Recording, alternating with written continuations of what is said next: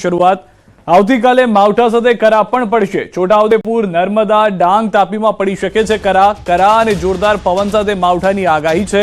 40 થી 50 કિલોમીટર પ્રતિ કલાકની ઝડપે પવન પણ ફૂંકાઈ શકે છે। આજે 15 જિલ્લામાં થઈ શકે છે માવઠું। આવતીકાલે 22 જિલ્લામાં માવઠાની આગાહી। ગુજરાત પર સતત 3 દિવસ માવઠાનું મોટું જોખમ છે અને આ માવઠું હવે ફક્ત વરસાદ રૂપી નહીં પરંતુ બરફના કરા રૂપી પણ જોવા મળી શકે છે, જે આગાહી કરવામાં આવી છે। સાથે જ પવનની ગતિ પણ 40 થી 50 કિલોમીટર પ્રતિ કલાકની હશે।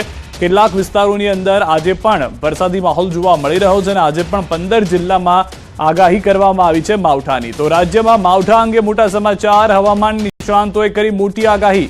26 થી 29 તારીખ દરમિયાન કમોસમી વરસાદની આગાહી છે। આજે 20 જિલ્લામાં વરસાદની આગાહી કરવામાં આવી છે। હવામાન નિષ્ણાંત અંબાલાલ પટેલ, પરેશ ગોસ્વામી અને હવામાન વિભાગે આગાહી કરી છે કે આગામી દિવસોમાં રાજ્યના 4 ઝોનમાં કમોસમી વરસાદ ખાબકશે।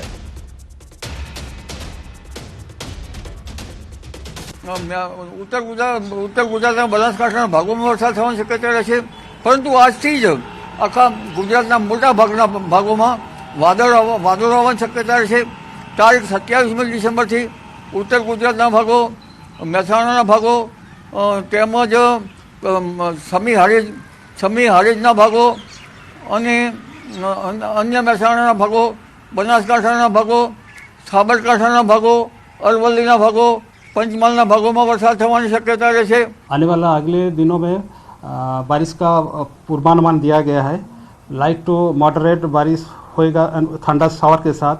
जो डिस्ट्रिक्ट गुजरात रीजन में आ रहा है वो डिस्ट्रिक्ट है बनासकांठा, साबरकांठा, फिर अरावली, पंचमहल, दाहोद, माहीसागर, छोटाउदेपुर, नर्मदा, डांग, वलसाड। તમામ પરિબળોને કારણે રાજસ્થાનના મધ્ય ઉત્તર ભાગો ઉપર એક સાયક્લોનિક 700 એચપી લેવલે મોટા પ્રમાણમાં ભેજ છવાયેલો છે અને સૌથી વધારે ભેજ છે એ બંગાળની ખાડી તરફથી એ સર્ક્યુલેશનને મળી રહ્યો છે, જેને કારણે આ સર્ક્યુલેશન મજબૂત બન્યું છે, જેને કારણે આજે 26 ડિસેમ્બરના રોજ પણ રાજ્યના અનેક જિલ્લાઓની અંદર હવામાનમાં પલટો જોવા મળી રહ્યો છે। તો ભર શિયાળે કમોસમી વરસાદની અંબાલાલ પટેલની આગાહી। 27 થી 29 ડિસેમ્બર દરમિયાન માવઠાની આગાહી।